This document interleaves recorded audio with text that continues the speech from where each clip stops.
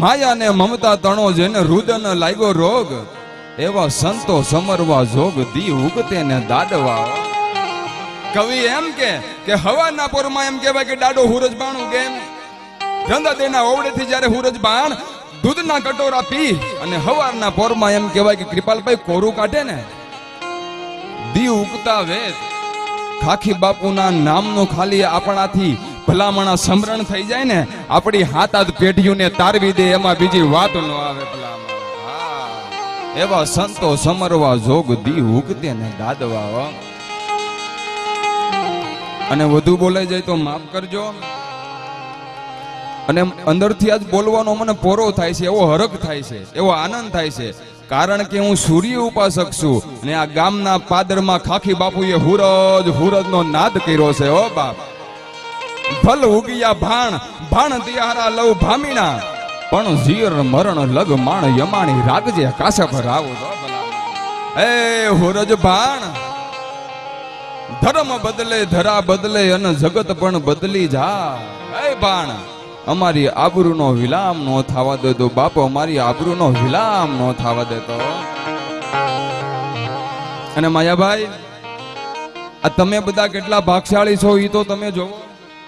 દી ઉગે હુરજ ડાડો ઉગે, દી ઉગતાવે દાવા મહાન સંતના તમારે દર્શન થાય. ભલામણો કોણ હોઈ શકે ભાગશાળી હે? અને આ સતરા ગામના પાદરમાંથી આપણે થોડાક માઇલ દૂર આગળ હાલી, માયાભાઈ કીધું ને કે એવો બાવલિયો મળે, એવા બાવલિયાના દર્શન થાય.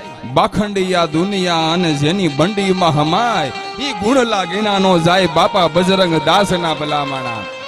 ઈ બગદાણાના પાદરમાં બેઠા બજરંગદાસ બાપાના દર્શન થાય સાહેબ. હા, અને બગદાણાના પાદરમાંથી હજી થોડાક માઇલ દૂર આપણે આગળ હાલી સાહેબ, કોળાંબાના જંગલમાં, કોળાંબાના ડુંગરમાં દિન અને રાત જેને બજરંગદાસ બાપાનું સ્મરણ કર્યું છે, જ્યાં ડગલું માને જ્યાં બાપાનો ફોટો આગળ રાખે, અને સાહેબ ઈ આખા જંગલને રામના નાદથી ભલામણા ગુંજવી દીધું છે.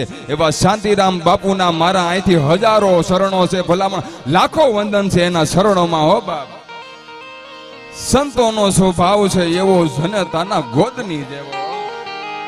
કવિ એમ કે જનેતાના ગોદમાં જે લાડ મળે, જે પ્રેમ મળે, જે હિત મળે સાહેબ, એવો જ પ્રેમ, એવા જ લાડ, એવા આપને સંતોના સ્વભાવમાં પણ મળે છે. હો ભલા, હું કે તમે નહીં પણ આપણો આખો હિન્દુસ્તાન ભાગશાળી કહેવાય કે આપણી ધરતી ઉપર આવા મહાન સંતોએ ભલામણા જન્મ લીધો છે. હો હા, અને એમાંય ખાખીની ખોડિયાર કહેવાય સાહેબ.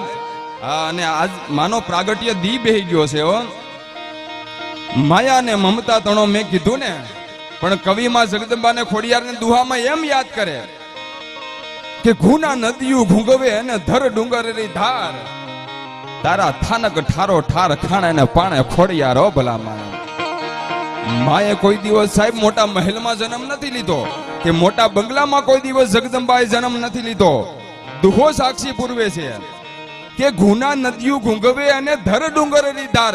અરે જ્યાં જગદંબા ખોડિયારે હારો ડુંગર જોયો, જ્યાં ખોડિયારે હારી ધાર જોઈ, અરે માં ખોડિયારે હારો નેહ નીતરતો નેહડો જોયો ને, ત્યાં જગદંબા સત્ય ધર્મને સ્થાપવા માટે ભલામણા બિરાજમાન થઈ ગઈ છે સાહેબ.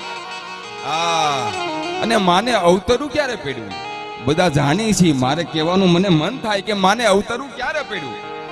કે જ્યારે જ્યારે આ ભારત વર્ષની અંદર, જ્યારે જ્યારે આ હિન્દુસ્તાનની ધરતીની ઉપર કુશાસનો જ્યારે સ્થપાવા મળ્યા અને અસુરોનો જ્યારે ત્રાસ વધવા મળ્યો ને, ત્યારે ત્યારે જગદંબાઓ હાથમાં ત્રિશૂળ લઈ રણ મેદાનમાં અસુરોનો સહાર કરવા માટે જગદંબાઓ ચંડી બની અને અસુરોનો સહાર કરવા માટે જગદંબા ભલામણા જન્મ લેવા માટે ઉતરી છે.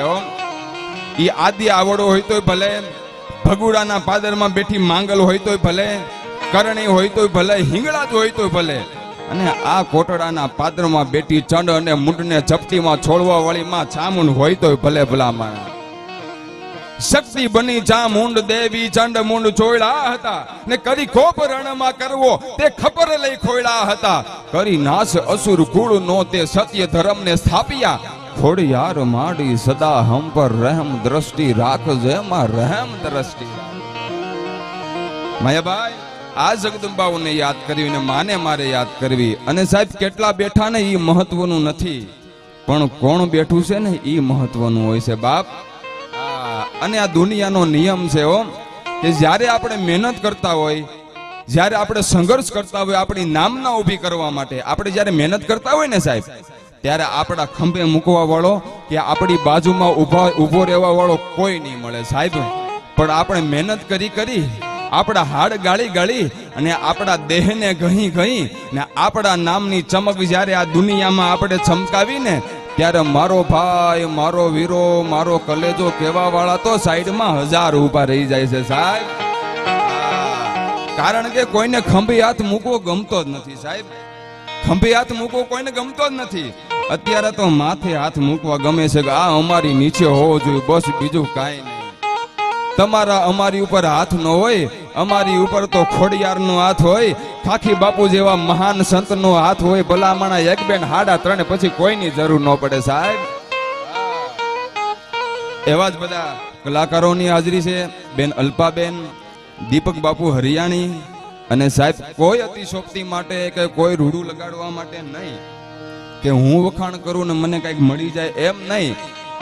આ સંતના સાનિધ્યમાં બેઠા હોય ને સાહેબ, ખોટું બોલીને તો પાપ લાગે, પણ જેને કર્યું છે, જેને નિભાવ્યું છે, ઈ નો બોલી તો ભલામણા મહાપાપ લાગે હો સાહેબ. જેની હારે બેહવાથી, કે મારી જેમ જે પણ નવા આ ક્ષેત્રમાં શરૂઆત હોય ને ડાયરો, તો ઘણીવાર સ્ટેજ ઉપર બેઠા હોય ને ત્યારે અમુક એવો સમય આવે ને ત્યારે અંદરથી અમે મૂંઝાતા હોઈએ છીએ.